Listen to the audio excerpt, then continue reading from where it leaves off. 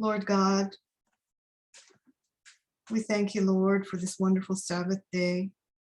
We thank you for the week that you have given us and to contemplate on what we learned on the last Sabbath. Father, we know that there are some people in this movement that aren't getting it. We pray for them, Lord.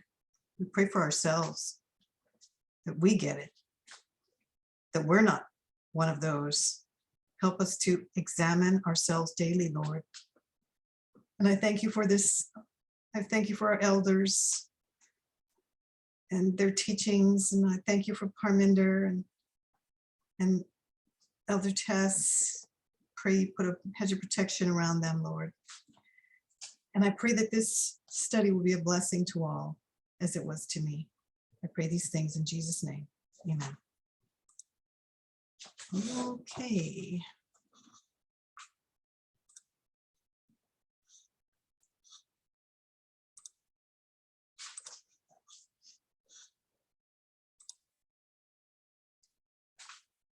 Okay.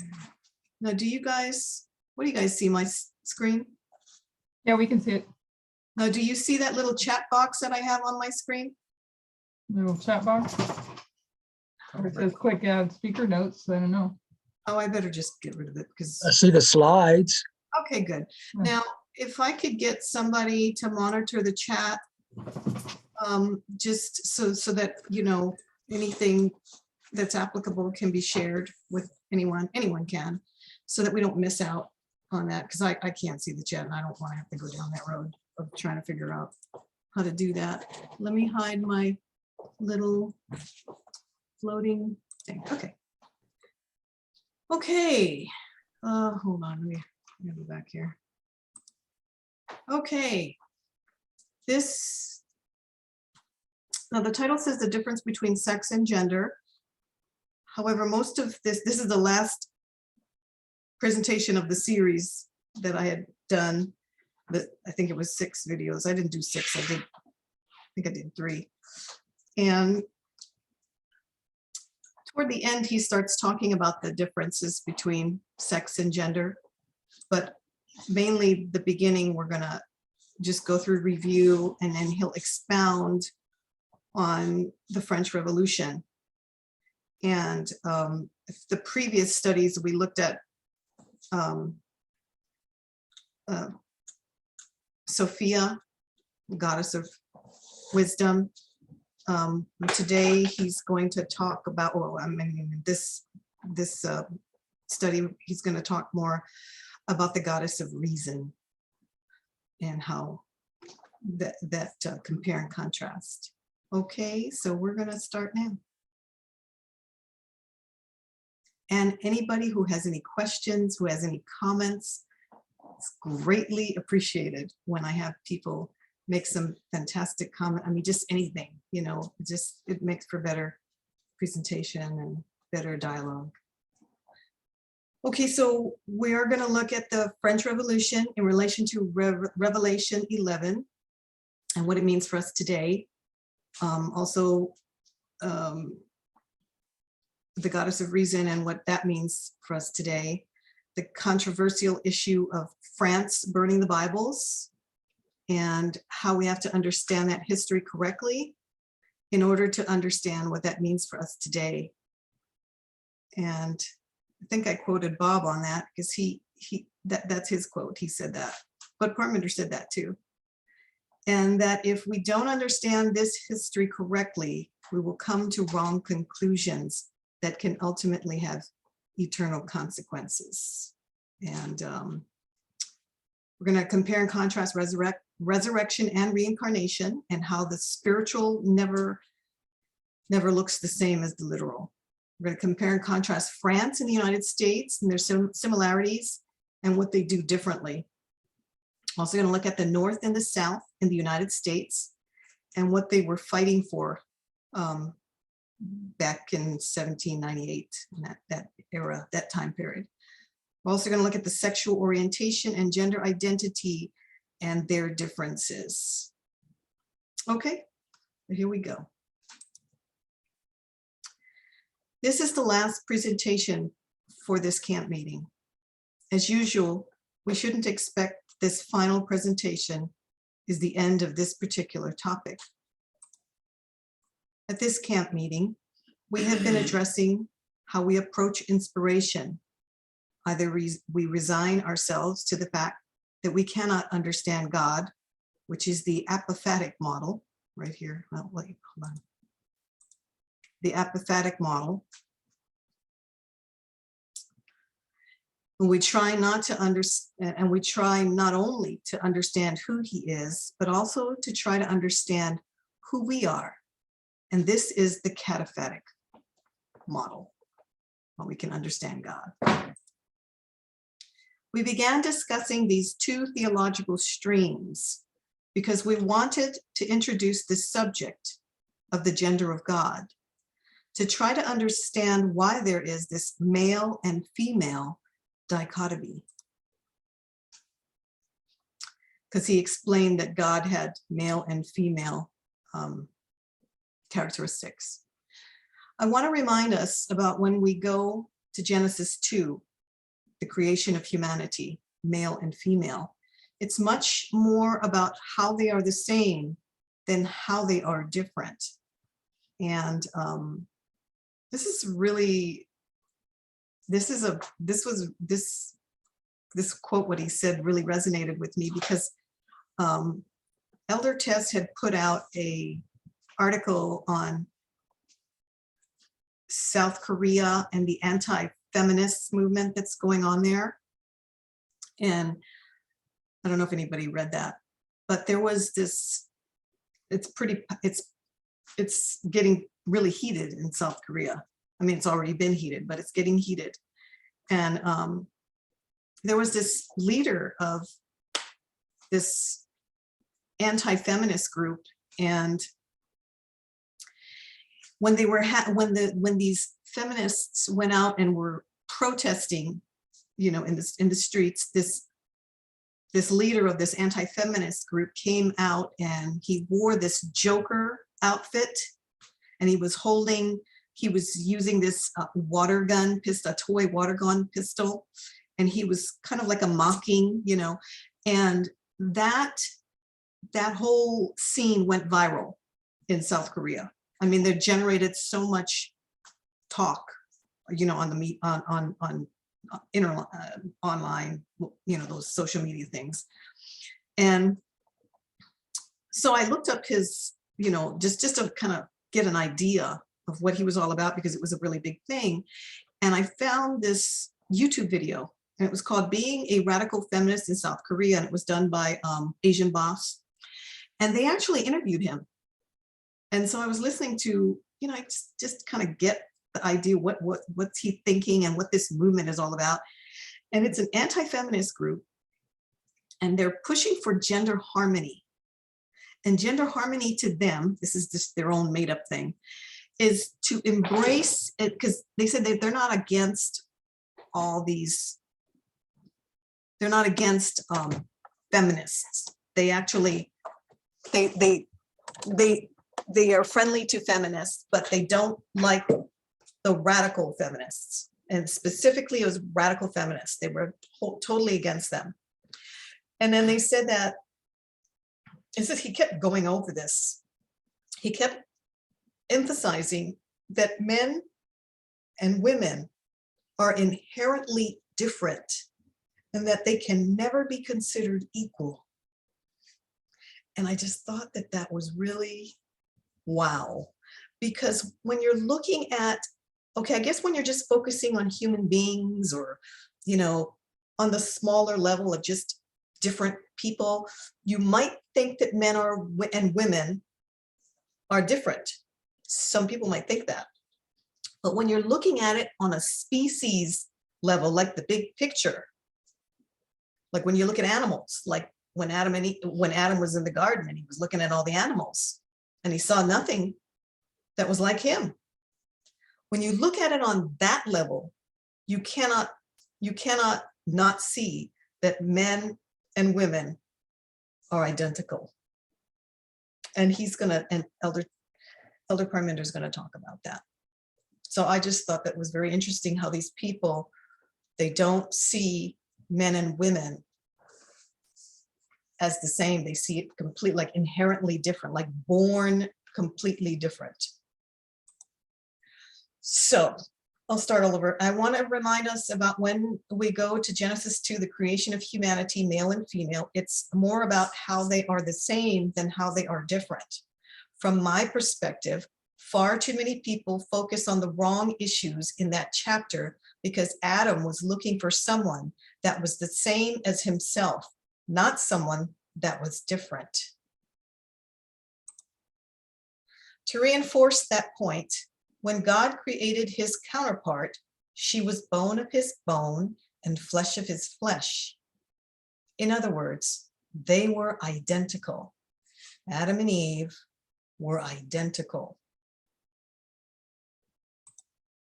The fact that they are both male and female is incidental in the way the story is given to us in chapter 2.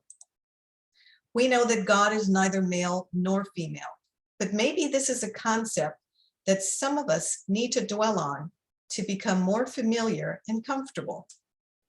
However, for some of us, this is a radical thought, okay? So for that leader of that anti-feminist group, to think that men and women are identical, that would be radical for him.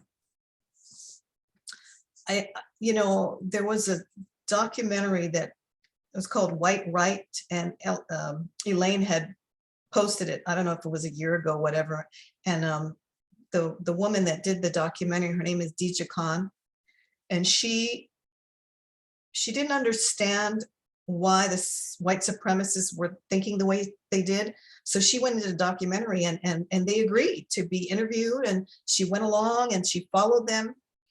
And, a lot of times these people who are in these groups, they do want to be heard, and they will go on these documentaries and voice their opinions because that's part of it. But at the end of this documentary, I don't know how long it took her to do it, she formed friendships that were like lasting. I mean, and she changed, I think it was 6 of those white supremacist men, they were all men, and they decided to leave the whole group and just white supremacy as a whole. They knew that it was wrong, and it was because of her. And I just thought that was really interesting. So understanding the way these people think, these people who think that, men and women are created identical, and they think it's a radical thought. She was a Muslim, if I remember correctly. Yes, she was. Yeah. Yes, she was. And she said, actually, I watched a documentary on it, and she said that she was actually kind of terrified because she was going into place. She was a woman. She only had a cameraman. She didn't have any protection. She knew how much these people hated her because they hated Muslims. They didn't just hate Black people. They hated Muslims too, with it, and Jews. So there was so much hate. She actually was afraid. And there was a time in the part way, I think she said that she was pregnant while she was going, and she felt that she was so scared that something would happen to her and something would happen to her child. So she really was risking a lot when she did that. But look at what happened. She was fearful. She went into the situation because she really wanted to understand why they thought the way they did. Why? And anyway, I thought that was a very powerful documentary. Thank you, Elaine, for posting that. We know that throughout the scriptures, God is almost exclusively identified as male, and we have discussed some of the reasons why.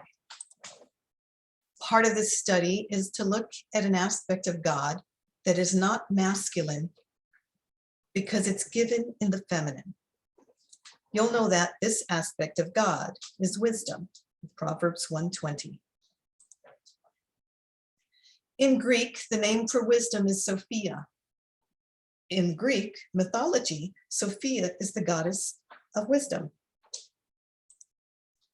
I discussed previously that when you see God explained through creation, it's him in the feminine, like the mother hen. It's feminine.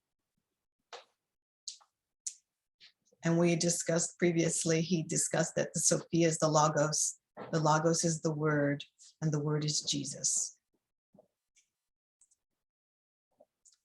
We then moved on in our study to look at the French Revolution. Whenever you look at any subject, any historical episode, there are many complex events and situations that are happening. For any one subject, like a battle, you could get several people who could all explain that event from a different perspective. The French Revolution is not just a single battle. It's a complex series of events that turned France upside down. We know it's significant because in the Bible, it tells us so. In fact, the French Revolution, according to Scripture, is the birth of a new nation. I'm not trying to give any moral perspective on whether it's good or bad. All I'm pointing out is that the birth of France has particular characteristics when it occurs during the French Revolution. I want to remind us that we have a date, 1798. According to Revelation 11, it says just before 1798, you will get the birth of this nation, and it will exercise its authority against anybody or anything that opposes it. The old France, we will call it the King of the North, was Christian. You might want to call it Catholic. When that nation dies and another nation is born, then you see the death of the King of the North and the birth of a new nation or a new king.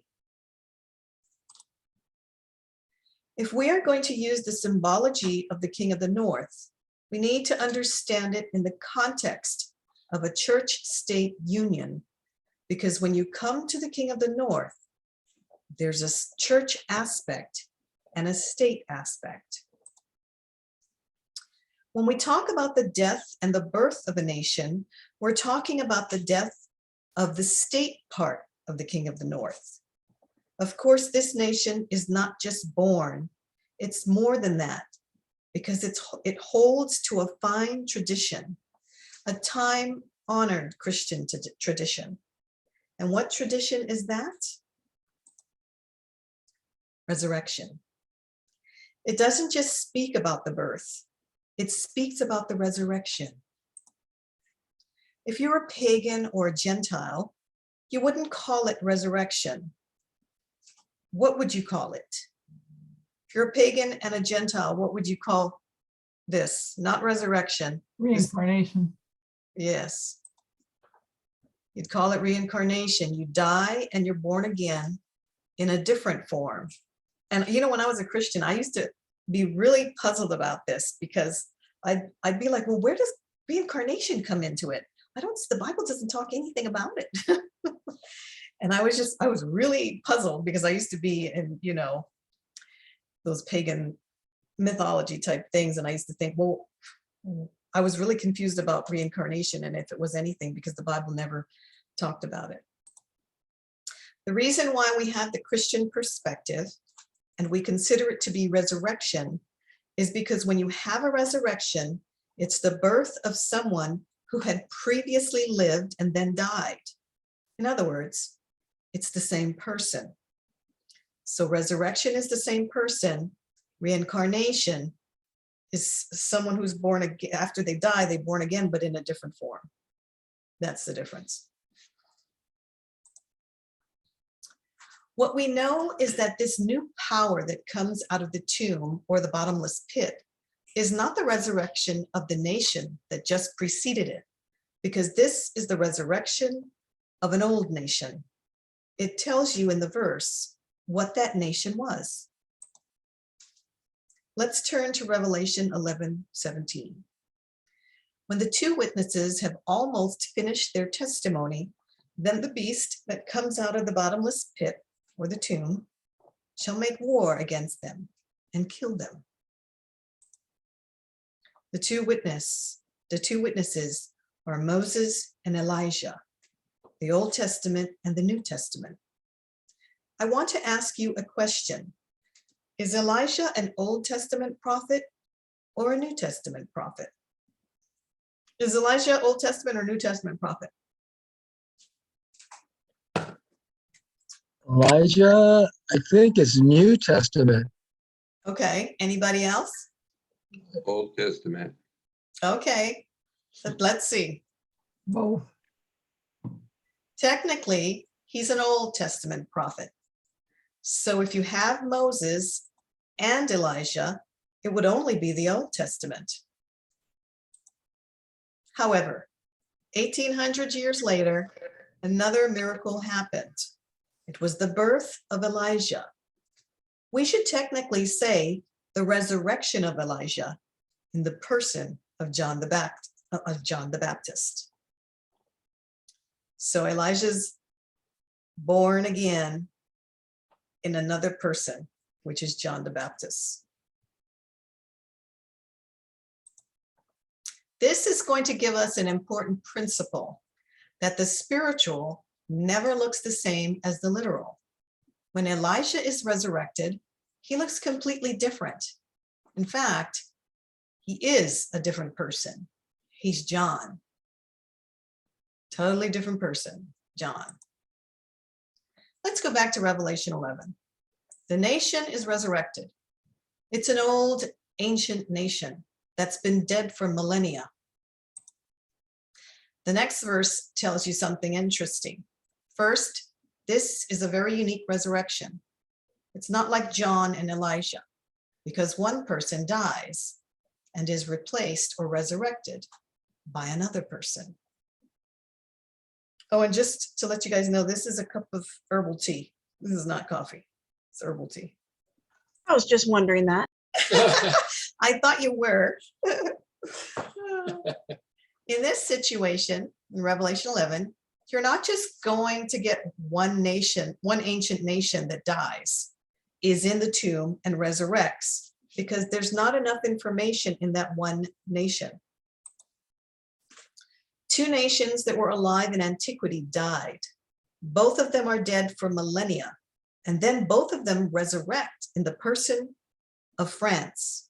It tells you that in verse 8. It says, they lie in the great city, which is spiritually a combination of ancient Sodom and ancient Egypt, where Jesus was crucified. So Jesus was crucified in Sodom, and he was crucified in Egypt, and therefore Jesus will be crucified in this great city, France. All this talk about France sounds very negative. And if you had a will to do this, you can get a lot of bad information on France in this time period. However, I've been employing a technique that I have spoken of many times in the past, and the word we will use is perspective. The Bible has a perspective of history because it's a church-centric story where generals and kings are spoken about because of their connection to the church. However, in the perspective of the Bible, prophets are important and kings are just actors in the story. You can go and read the historical records of these kings in Egypt, Babylon, and Medo-Persia.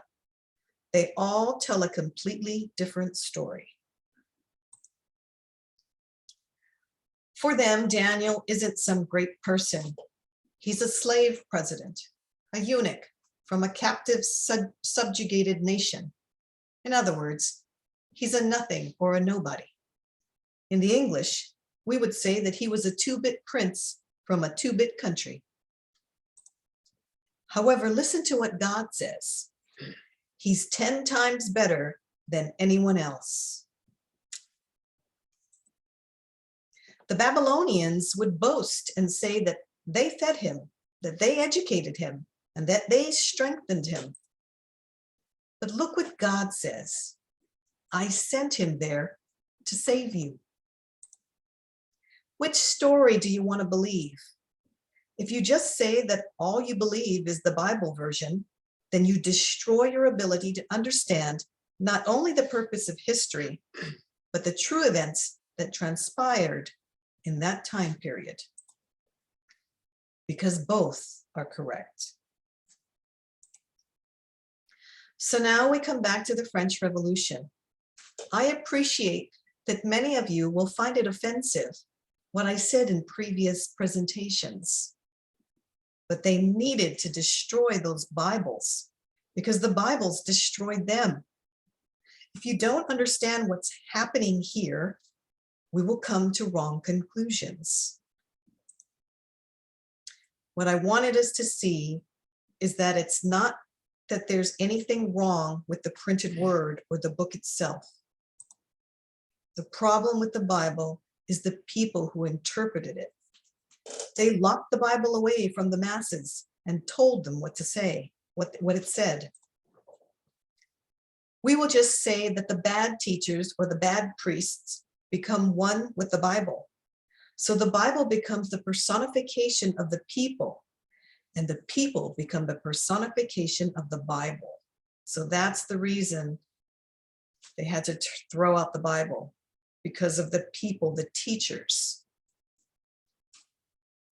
the interpreters. If you want to get rid of the Catholic priesthood, what do you have to get rid of? Their textbooks, which is the source of their power, the source of their information. All you believe is that they're translating the Bible correctly because you don't know anything else. If you're going to break the shackles of the Catholic Church, you have to destroy the Bible with it. Do we all understand this? The Bible had to be destroyed because it was, they ruined it by their interpretation. There was no way. It was part of the shackle. Yes, and there was no way to correct it but to throw it out. I want us to see how reasonable that is. But what you can't destroy is the necessity to think and reason. So they are going to come up with a purified set of rules, and they just call it the goddess of reason. I'm not sure why people are struggling with this concept when they don't have any problem going to a woman in the book of Proverbs and seeing her wandering the streets of the city, because these are just parallel proverbs.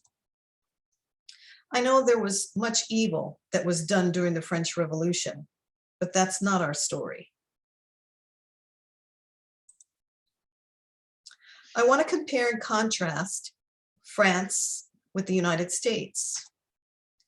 Is the United States pro-Catholic or anti-Catholic in that time period? So was the United States pro-Catholic or anti-Catholic during this time period? Anti. Yes, they are as anti-Catholic as the French. But what did they do differently than the French? What did they do different than what the French did? Or what did they not do? Kept the Bible. They didn't burn the Bible. There you go. They did not burn the Bible because they think they're Protestants. So they're going to hold on to all of their Christianity. They're going to be held to what I'm going to call slavery to sin. We have in past presentations clearly laid out this history. In the United States, there's going to be a fight between the North and the South. What are they fighting about? The authority. Slavery. Yes. And how do they fight with it? How do they fight slavery? Yeah. Through the authority of God's Yeah. word. Yeah. Right. That's what the Civil War is about. Are we going to follow the Bible or common sense? This is the exact same question that confronted France. They called it the goddess of reason, but they could have just called it common sense. In the United States, the southern states that wanted to pull away from the Union, what is their argument?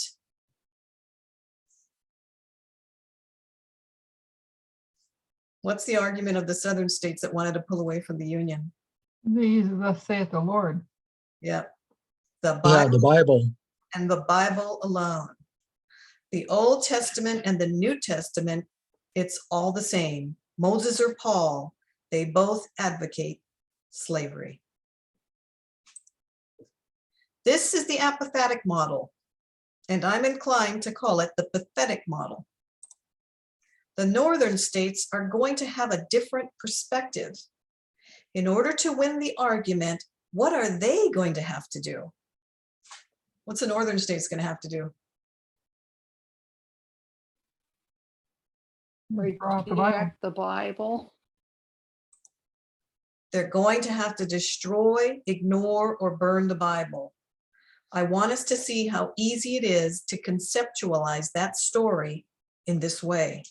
The northern states are going to use reason, logic, or reasonable arguments. What arguments are they going to use? It's common sense that all human beings are the same because color is literally only skin deep. You might think that's obvious today, but a century ago, it wasn't.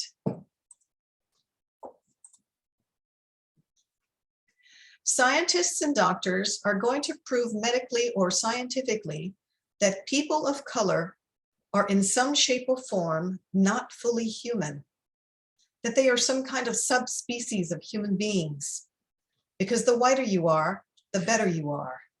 And they can prove it scientifically using crazy ideas. But all of these efforts were to do one thing. Does anyone know what that one thing is? Why did they come up with this crazy thing saying that people of color were not humans?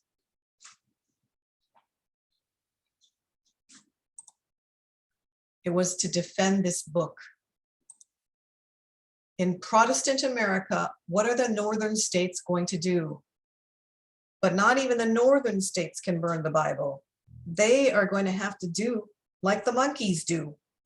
Hear no evil, see no evil, do no evil, or speak no evil, sorry. And what is that evil? What is that evil? Slavery. Slavery. Yeah. We must remember what that evil is. In the words that come out of this book, it's the words that come out of this book because it advocates slavery. If we think what happened in France was so radical, 60 years later, the repeat happens in the United States. I want us to see that the dynamics are identical. They're not going to personify their arguments using Greek goddesses because they're too Christian for that. However, it's all the same thing. I've given a second defense of the perspective that I gave yesterday about the French Revolution. We know that the northern states were under the curse of God. However, we also know that they were the righteous ones. They were the righteous ones. If the Northern or the Union are the righteous ones, what makes them righteous? Where is righteousness found? Is it in the Bible or in reason? Reason. You already know the answer. It's in reason, not in the scriptures. You cannot read those slavery verses and believe them and be righteous. It's impossible. Therefore, you have to put aside the Bible and be a righteous nation.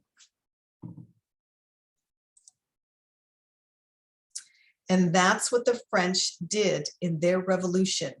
And that's why I contend that they were a righteous nation doing a righteous work. Any questions or comments?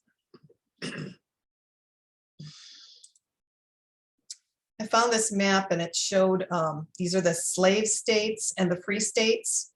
And from 1789, this is the slave states. The blue here, the red is the slave, the blue are the free states. This light blue is free territories, and this was not America, this was Spain territories. And then when we get to 1861, we see the slave states are in the red. The light salmon color are slave territories. And then the blue are free states right here. And then this is still free territories. So I thought that was kind of interesting, the progression of all these different through the years.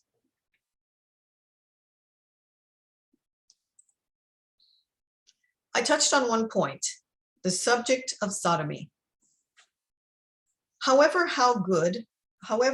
good and righteous the United States was, because they're too Christian, they're not going to get rid of sodomy laws. They're going to retain anti-sodomite laws, because what did they know that the French already knew? Laws connected to sodomy and other variant relationship issues are not crimes. They're just people's preferences. The French knew it and the Americans knew it, but the French took the bold step that the Americans couldn't and wouldn't do. It tells you why in Revelation 17:5, because who are the Protestants? Who's the Protestants? Revelation 17:5. The daughters. They are the offspring of the Catholic Church, like parent, like child. If you look at the child, you see the parent. There's no difference between the two. I hope that I've made the point clear enough that the French and now the Americans have to ignore the Bible. And they do it in different ways. It's the only way to live. Any questions about this? Comments? For those of us in the 21st century, if we go back and look at those parallel histories, we have the same decisions to make. We need to lay aside the scripture. When I was a child, I used to think like a child. I used to act like a child. People said I was childish, but when I became a man, I put away childish things. I matured and became sensible. So when we have to put away the Bible today, are we going to burn it? Or are we going to ignore portions of it? We are all Seventh-day Adventists, and I don't know if any of you have done any public evangelism with non-Sabbath keepers. If you have, then you know how these discussions go. What do those evangelicals want to do? They have their Bible in one hand, and what's in the other hand? Does anybody know? Your scissors. A pair of scissors. And when you start to talk to them, what do they begin to do? They start chopping bits of the Bible out. By the end of your discussion, there's nothing left. That's one way of tackling the problem. Just ignore the issues, or don't be a Christian, just become an atheist. Simple. Just leave the movement and be at peace with the Bible. But there's another way, a better way, a cataphatic model. Come now, says the goddess, let us reason together. Let's think and talk about these issues. In plain language, what that means is that God says that you can own slaves, but you just have to treat them nicely, or that you can sleep with their wives or with their female slaves. Or like when he says that you have a two-tier slave system, Jewish slaves and Gentile slaves. Or when God says if you run away from your slave master, you need to go back and apologize and work harder for him next time. These are all good verses, aren't they? You either chop them up with your scissors and burn them like the evangelicals do, or like the Protestants in the northern states did. But the French did the best job because they just burnt the whole thing. However, we're not children, we're mature adults. The Bible calls such people teachers in the New Testament, or the wise in the old. Like the book of Hebrews and the book of Daniel, for these people, you don't throw away or cut out portions of the Bible. You don't do that physically or literally, and you also don't do it intellectually or emotionally. You don't say, I'll just ignore it. Or you don't say, what kind of an evil God does these things, so let's just pretend it never happened. What we're supposed to do is look into the positive, not in the negative. We need to take these difficult passages of inspiration and understand them.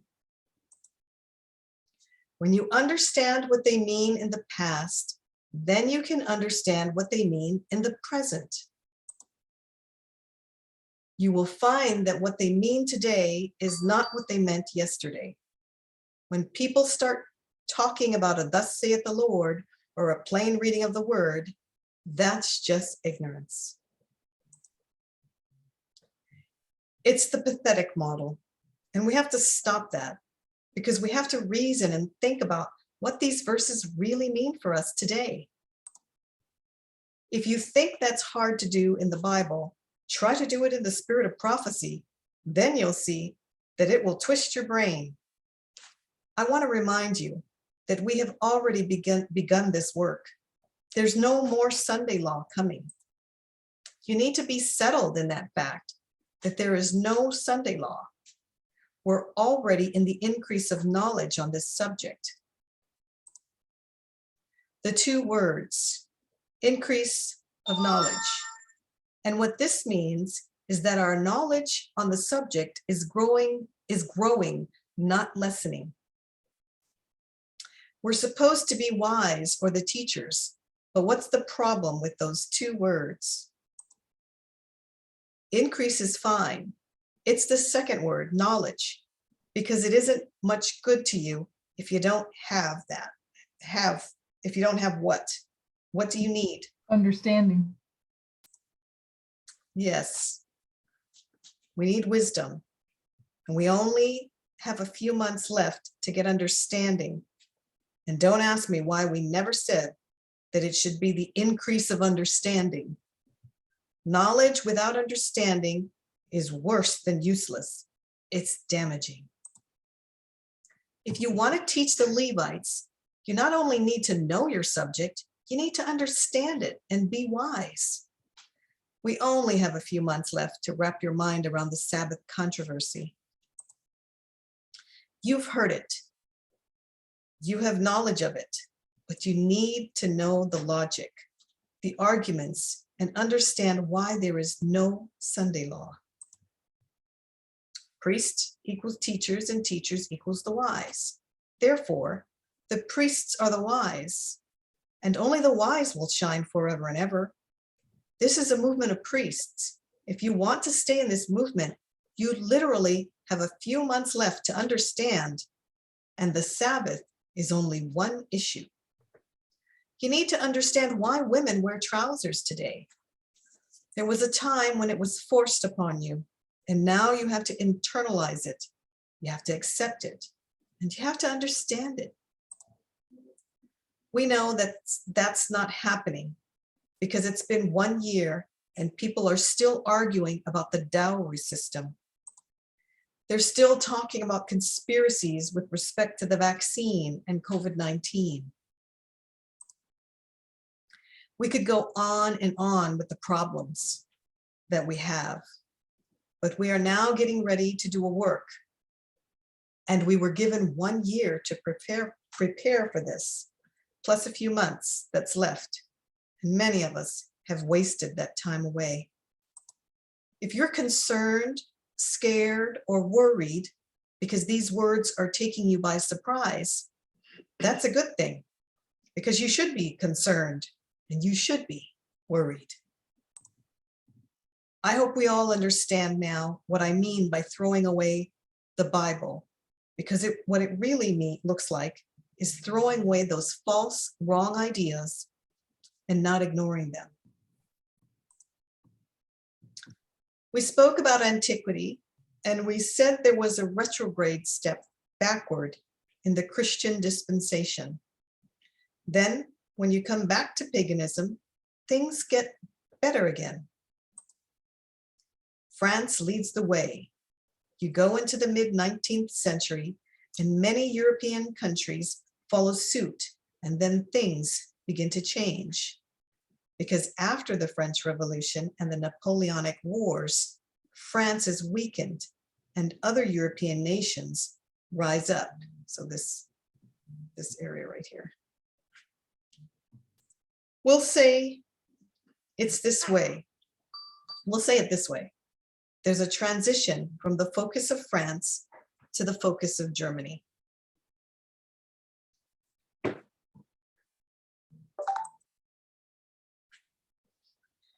If you can remember that the word homosexual is not an old word, it's a new word. It was invented in the mid-19th century, in the 1860s to the 1870s, and it was invented in Germany, or at least by Germans. Remember, it's a funny word because it doesn't mean human sexuality. That's what Latin would mean. They combined Greek and Latin and homo, meaning the same. So you get same sex or homosexual. There you go. I haven't put any details on this line, but there are just a few titles and dates. Let's put another date, 1844. Now that's an important date because we can see that this template could be laid over several studies and it would fit this whole template. You could take the 2520 study and take this template and overlay it and it would work. When you go from paganism to papalism, to the French Revolution, the daily, the abomination that make it desolate, you can describe this story using different terminology right here. What I want us to see is that the story that we have written here and that we have put a template over, what story is that? What story is this?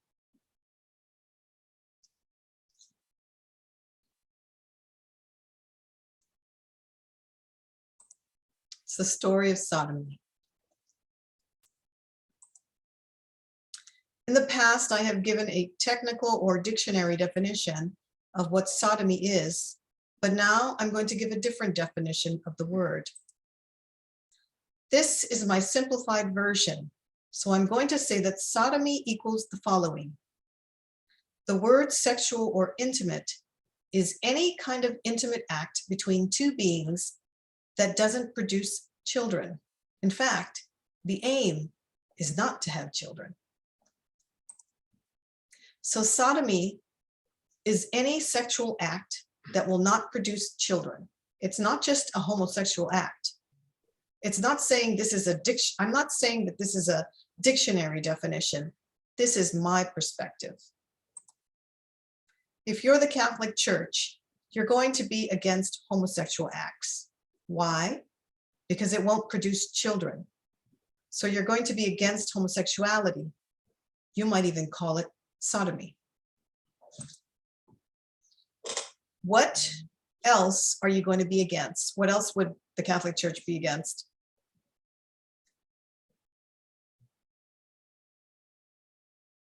They're against anything that's Anything that can't produce children, contraceptives, abortions.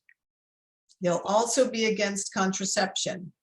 You'll also be against heterosexual intercourse that follows any kind of method or any kind of plan with the objective of avoiding having children.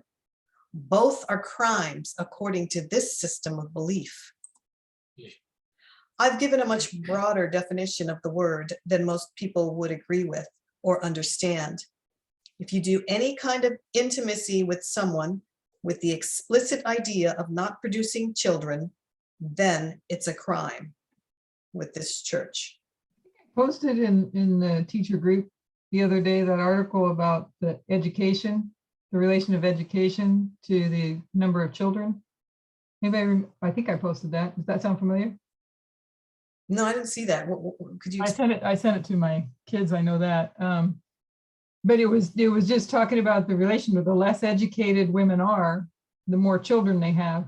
The more Yeah. educated they are, the less children they have, Mm. which you can take that and understand, with what you're saying, what he was saying here, that they want women to be barefoot and pregnant, so to speak, barefoot and pregnant and ignorant. And because, when you educate them and they have less children, there's so much that they lose their power and Yes. they lose their power. Yes, and there was a video that I had posted, I don't know, about a week ago, I think, and it was on vasectomies. It was called The Vasectomist, and it was this guy that went around and he traveled. Well, he did vasectomies here in America, but then he also did charity work by traveling all around the world to third world countries and doing vasectomies, free vasectomies.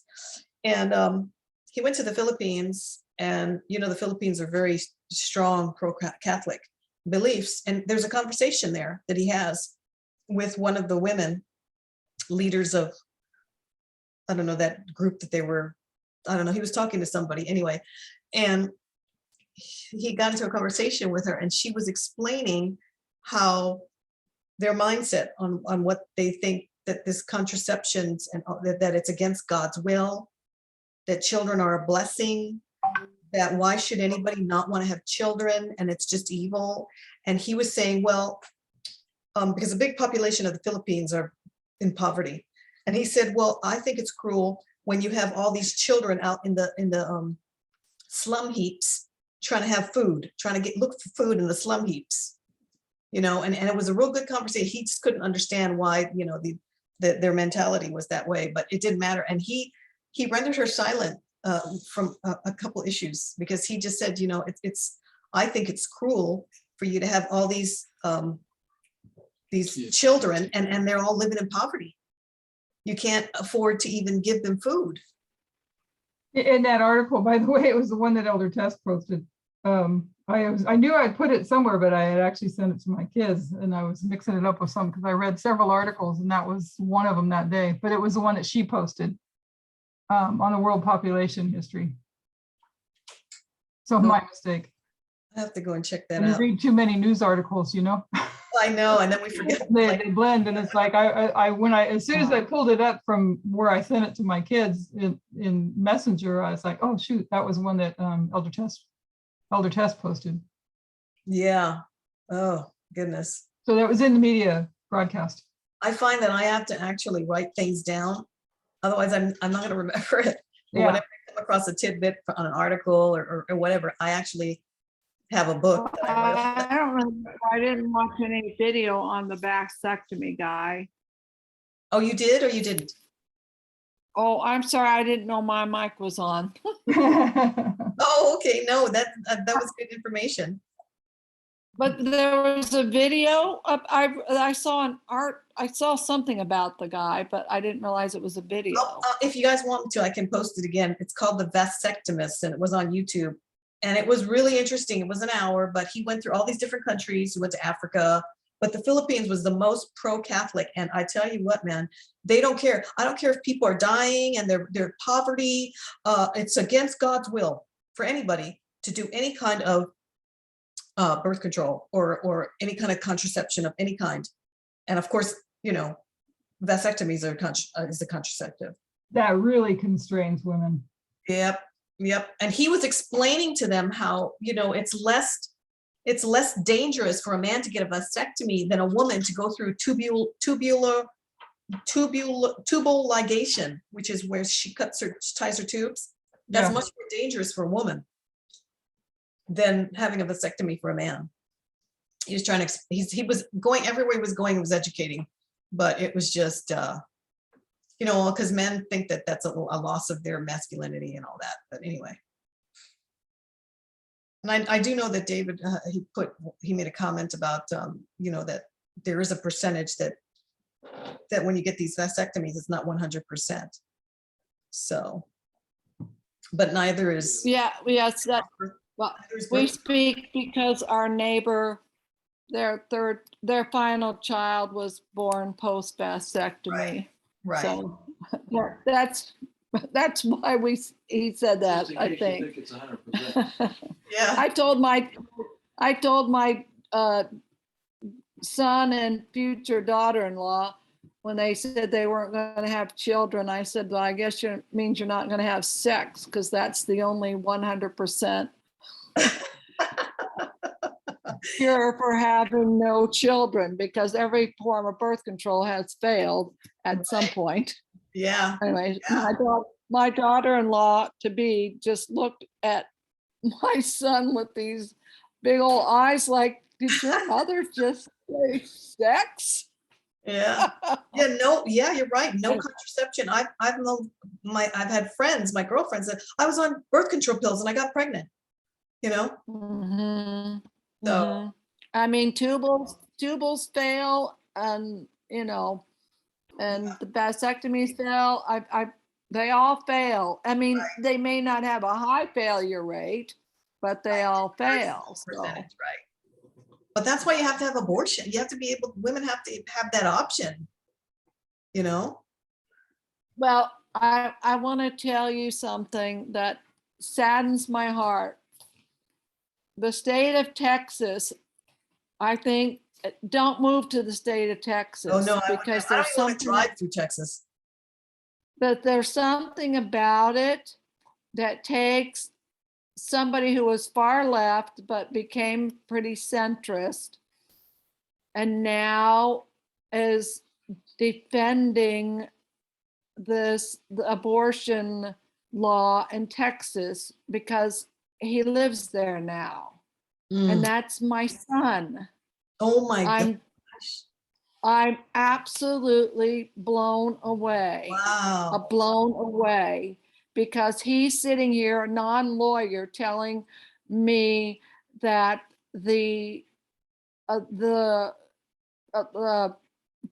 whatever you would call the way the Supreme Court wrote the ruling on Roe v. Wade, it was poorly written. And I'm like, and I've learned I don't argue with my son at all about these things because he knows everything.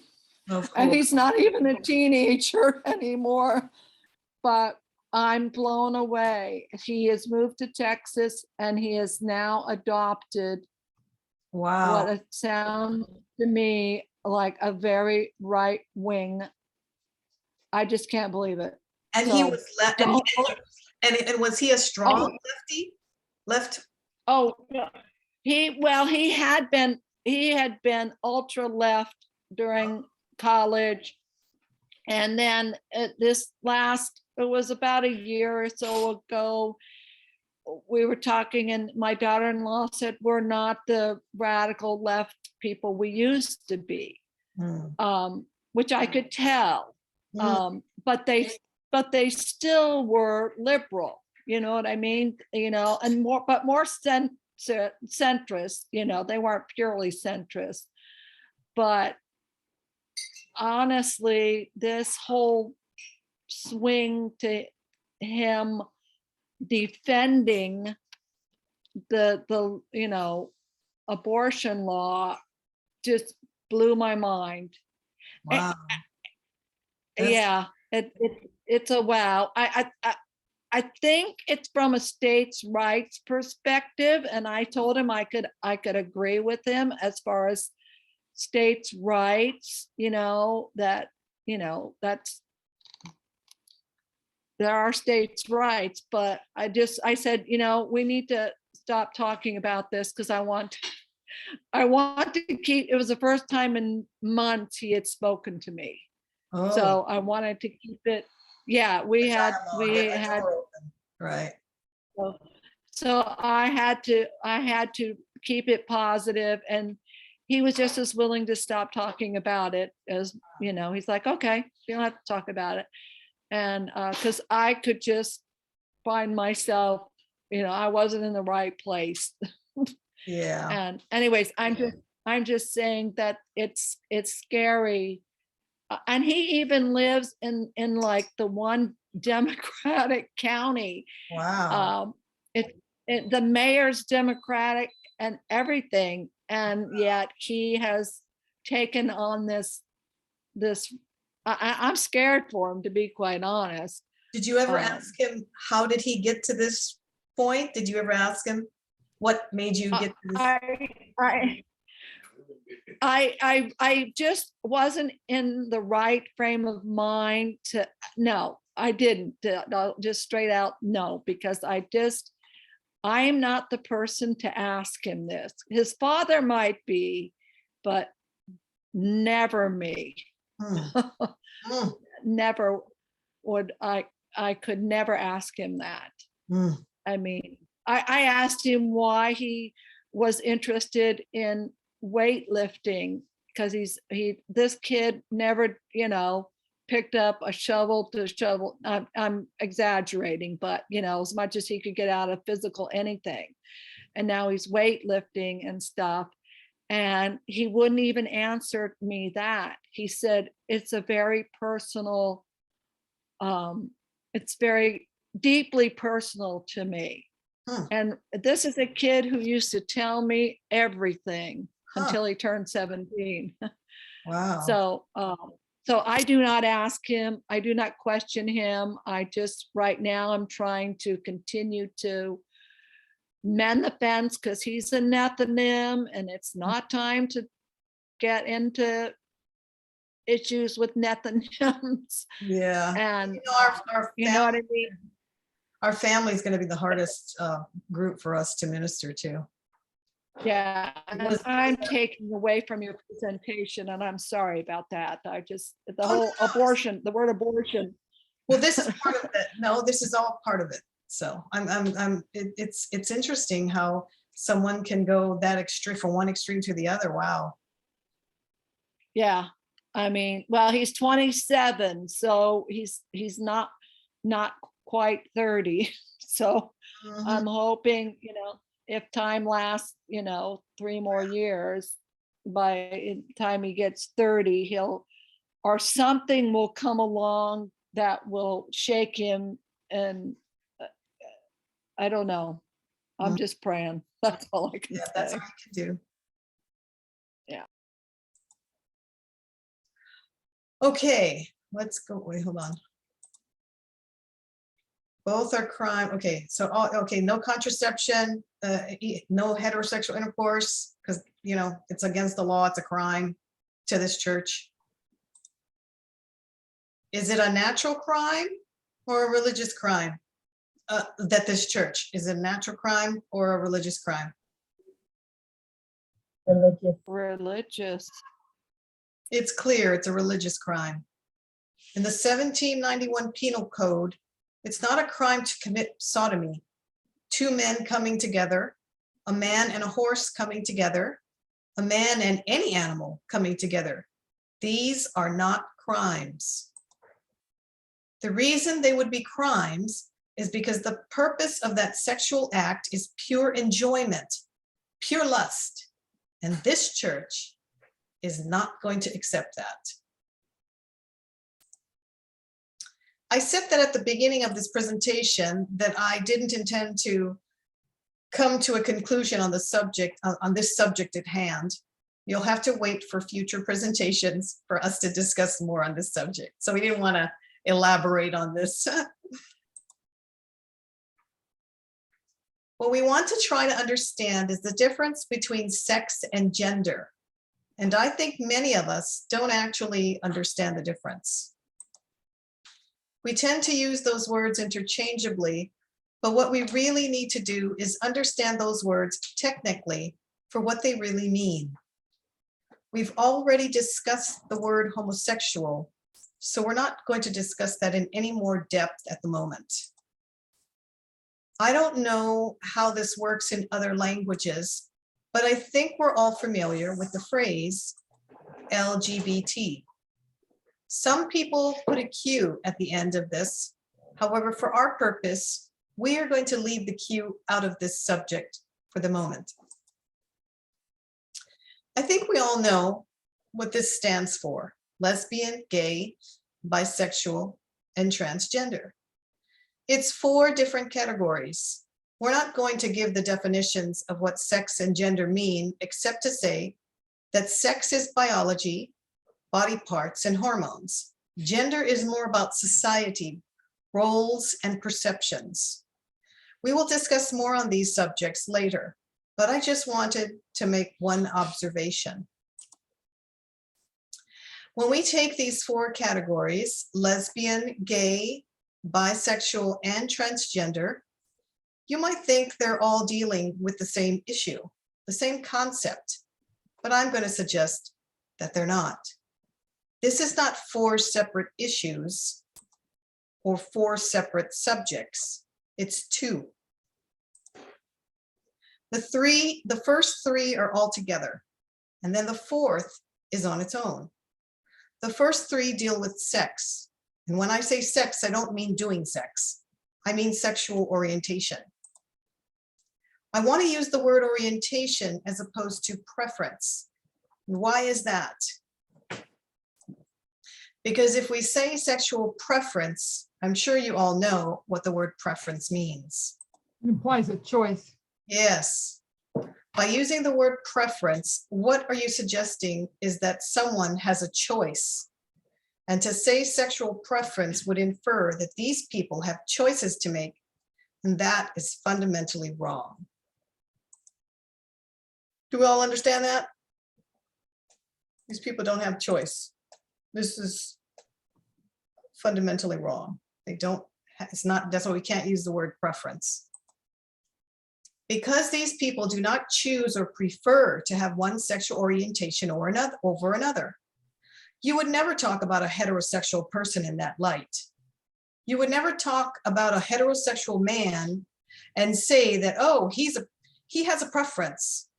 So the first three deal with sexual orientation, first three. Transgender deals with gender identity, and that covers a wide range of things. When we start talking about the difference between sexual orientation and gender identity, those two subjects, particularly gender identity, covers much more than the idea or the concept of transgender. We will deal with that in a later study.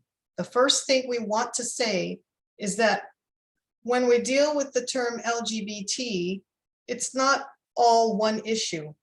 It's clearly two. Sexual orientation and gender identity are completely different concepts.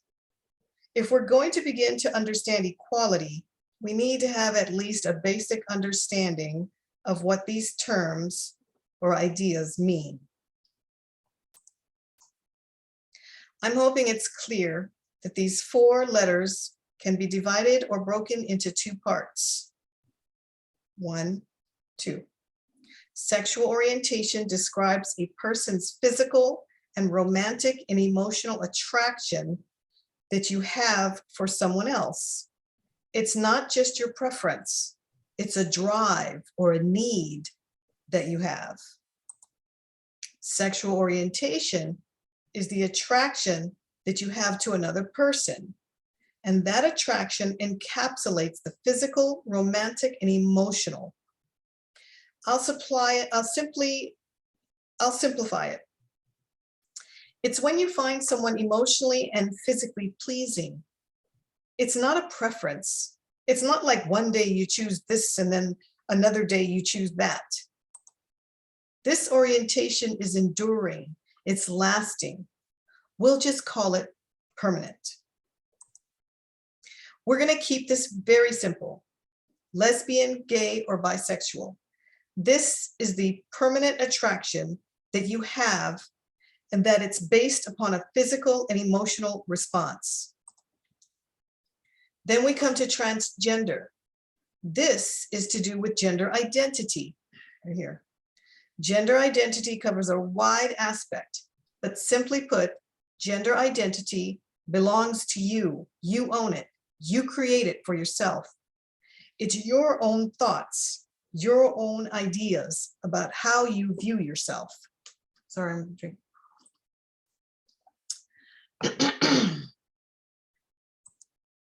If a woman decides to be a construction worker, a welder, a car mechanic, these are all typical male jobs.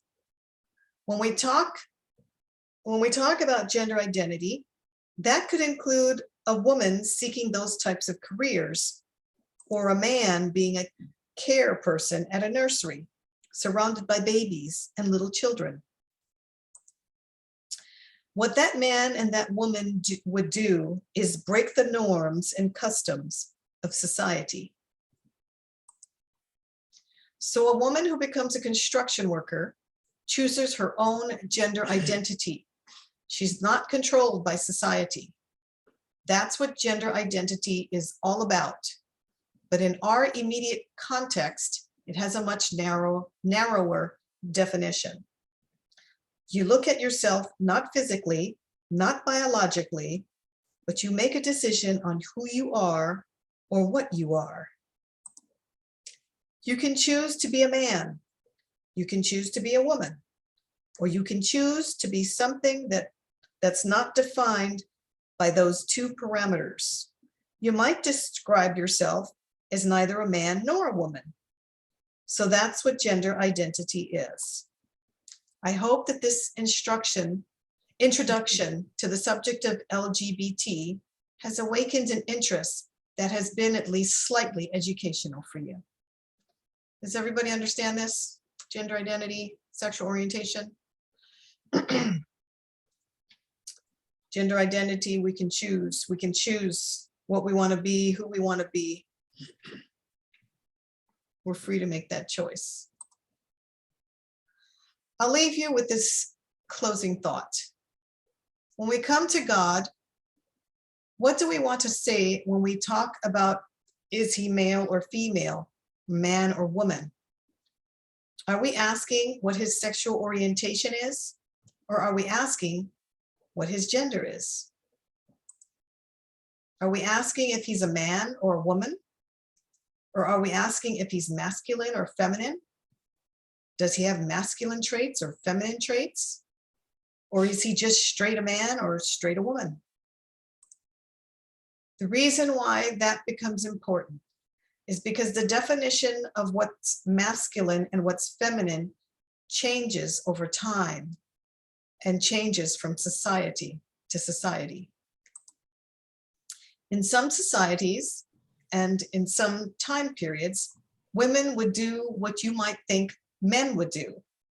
In other words, the idea of gender identity and what society expects changes over time.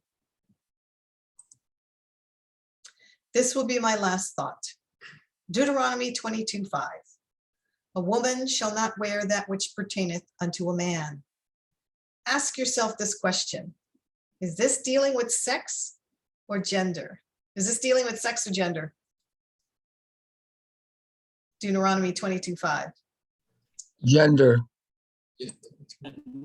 In the olden days, we'll say in Ellen White's day, she would fairly and squarely say that this is an issue of sex, about what men and women with their different body parts are allowed to wear.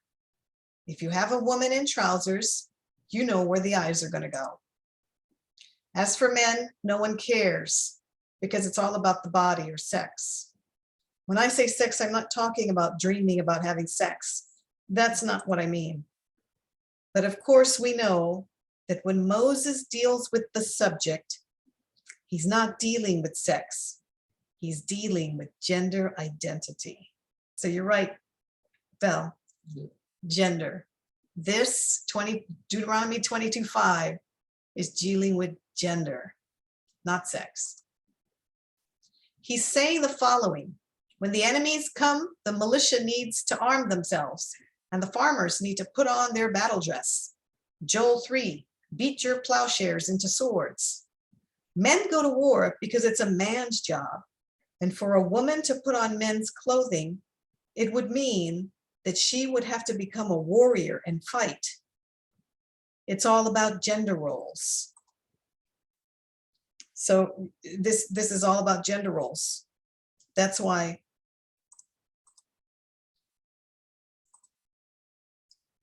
a woman shall not wear that which pertaineth unto the man. They're saying that a woman should not become a warrior or to fight.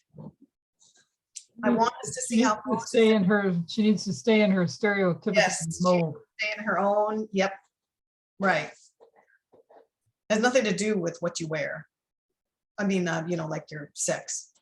I want us to see how Moses and Ellen White tackled the same verse in different ways. It was originally a gender issue about the various roles of men and women in society. Ellen White turns it into something different. We say today, there is neither male or female, because we're all meant to be warriors in Christ. That's for today. We're all required to put on the armor of God. We're all priests, Hebrews 7.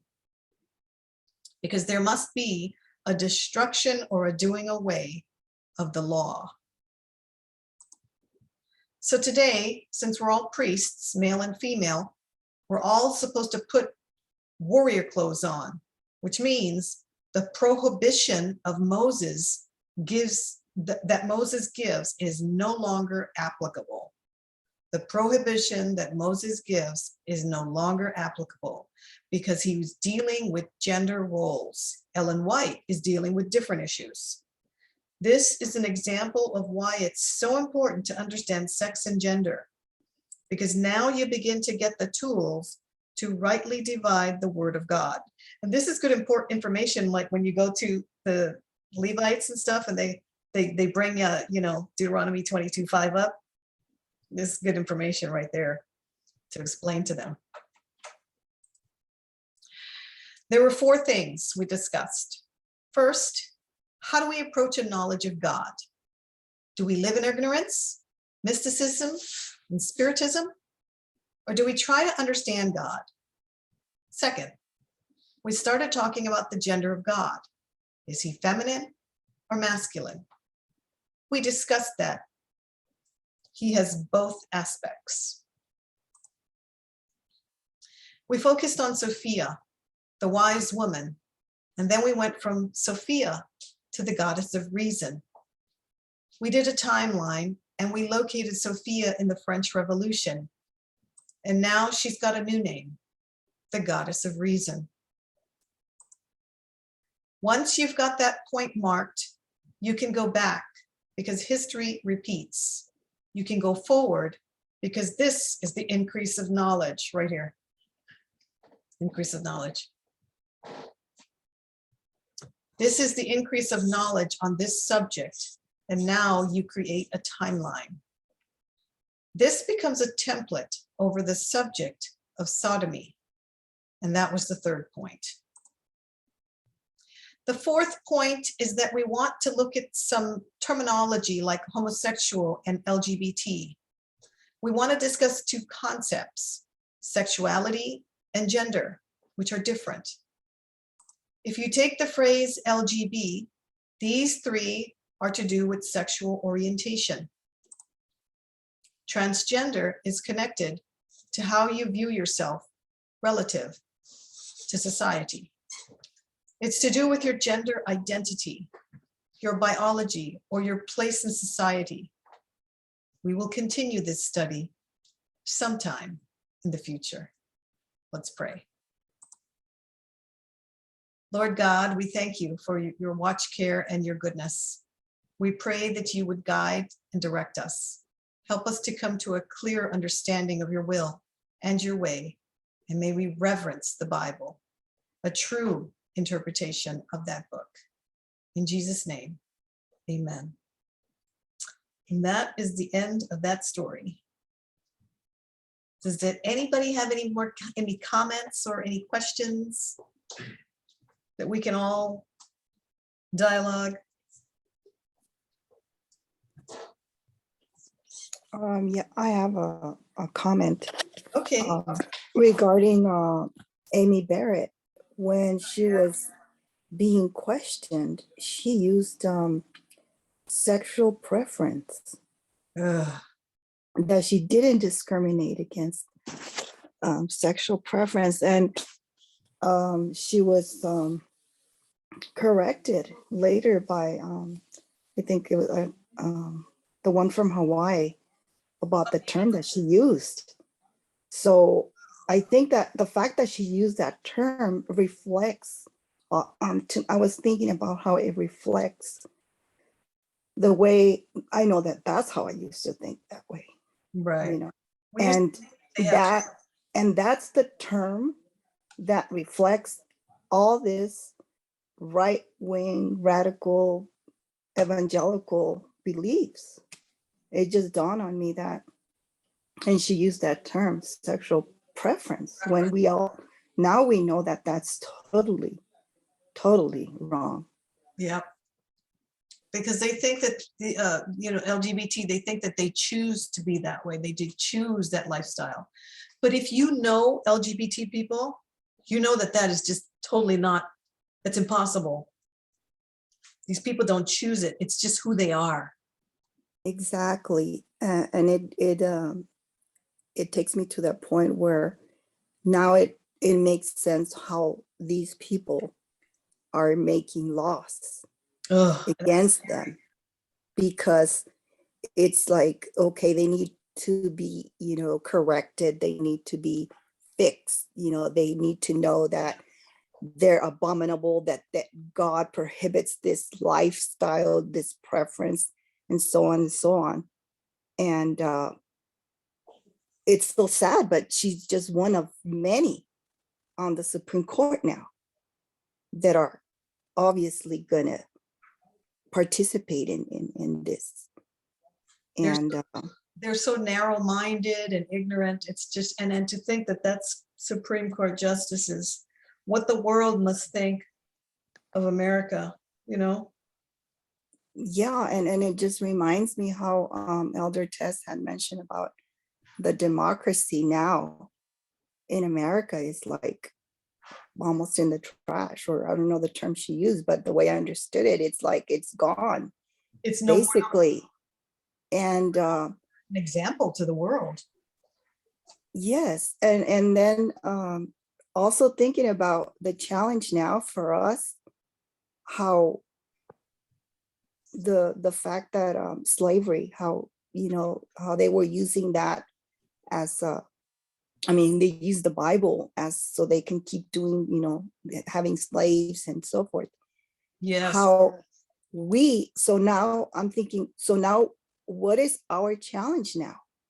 Because we have to defend with a sword the LGBTQ plus. Yes. I don't know all the words, the letters to that, but what is our sword now? Because how are we going to use the Bible?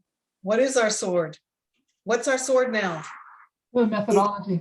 Terrible methodology, line upon line, Yes.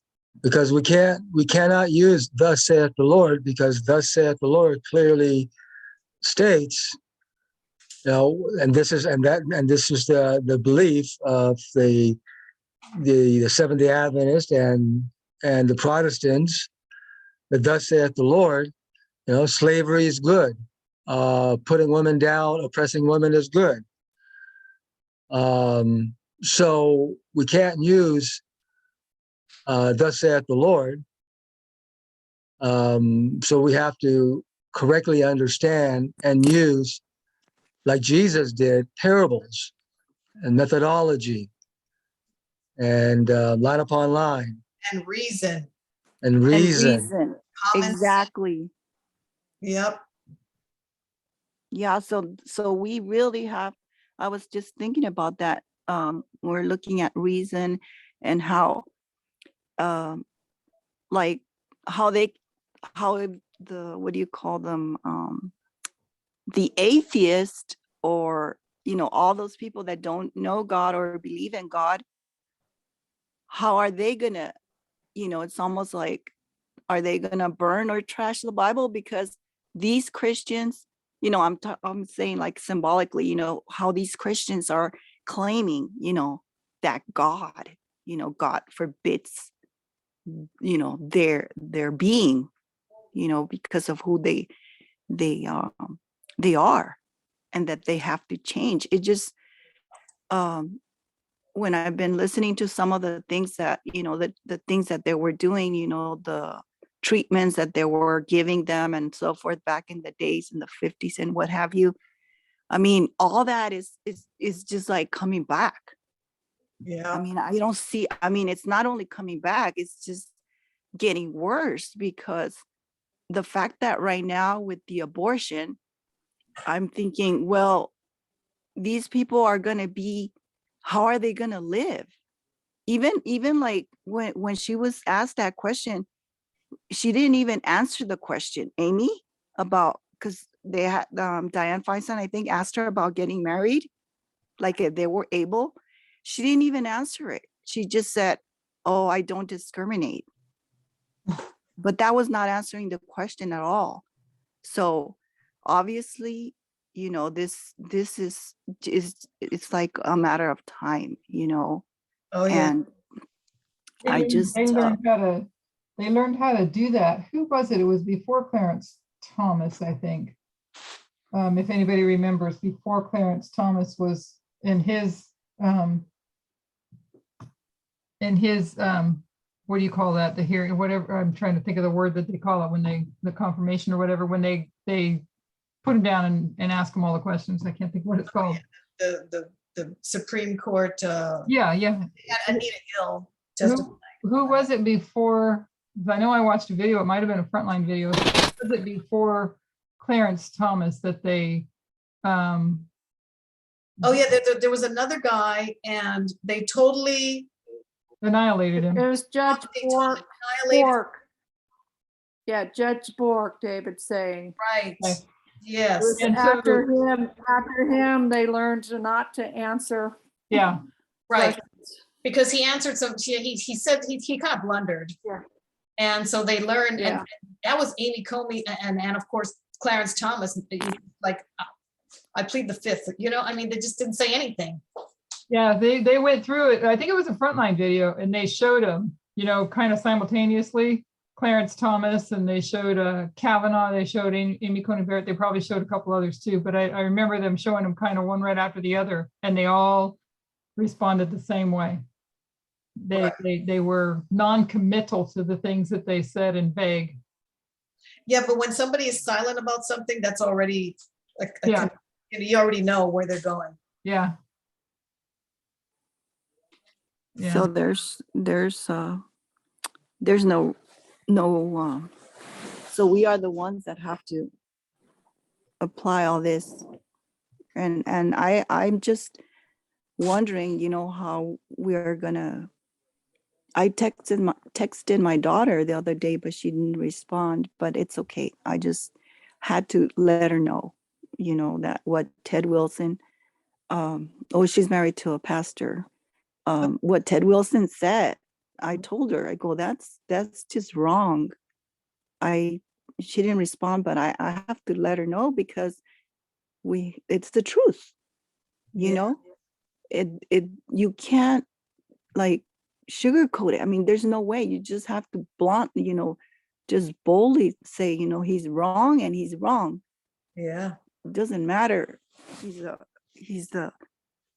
Well, actually, it's just so worrisome to me when I think about that, because it's his influence to the whole community. I mean, the whole everybody. Yeah. And then within the church, you know, all, because I know several people that I'm thinking they're lesbian and he's gay. How are they going to feel now? Yeah. How are they going to live their lives? Right. I mean, you can just see how they're obviously, with that statement he made, they're being persecuted in that sense already. Right. And they live in the USA. So I'm not even talking about the other countries, you know. It's like, we're in the USA. Where are we going to go from here? Because this is the country of freedom. This Right. is the country of freedom.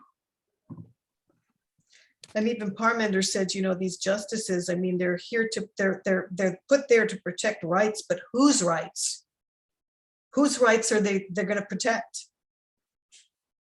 You're supposed to protect the disadvantaged, because even if they outlaw abortion, the rich will always be able to get abortions.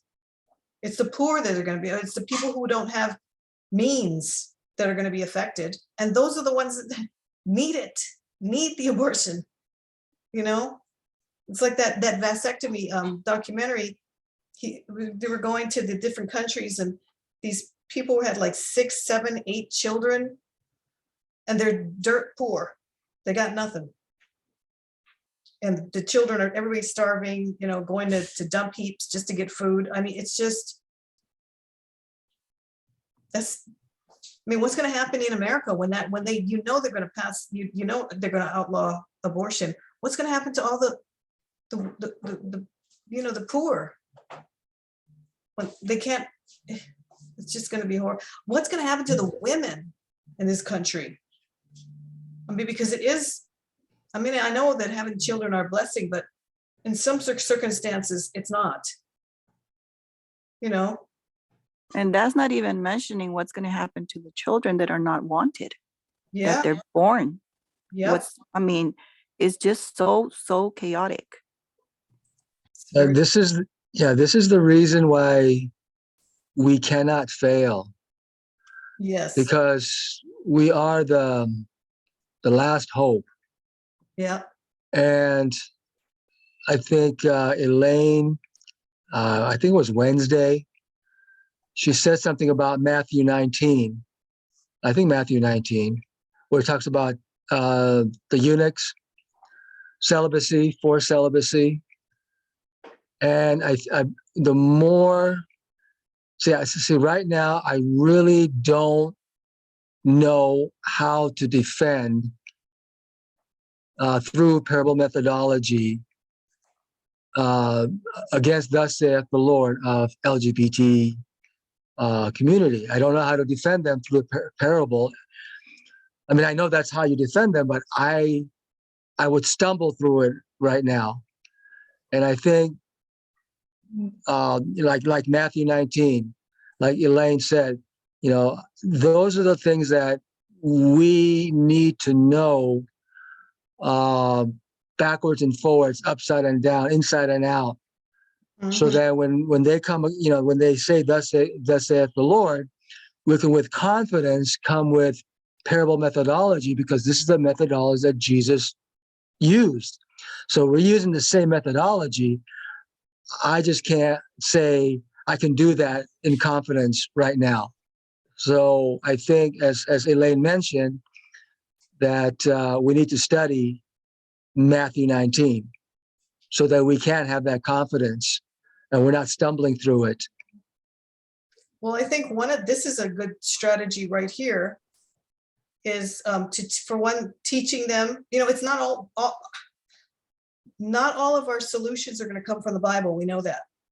So I know they're always going to want to go to the Bible, but it's not always going to always be there. You're going to go to Spirit of Prophecy. You're going to go to this platform right here, this teaching that he just did about LGBT. That was, and then it smoothly goes into the women. So this was a very, and then again, you've got this, you can go to Deuteronomy 22:5 and explain this aspect, you know. So the more, you know, the more we go over this, the more we're going to have it's not going to be found in the Bible. We're going to have to be countering what the Bible is saying. And people are going to have I want to just interject here, if I may. Elder Parmenter did a presentation on how you're going to have to approach it, and you can use biblical reasoning. And Catherine from Australia, she regurgitated it, for lack of a better term.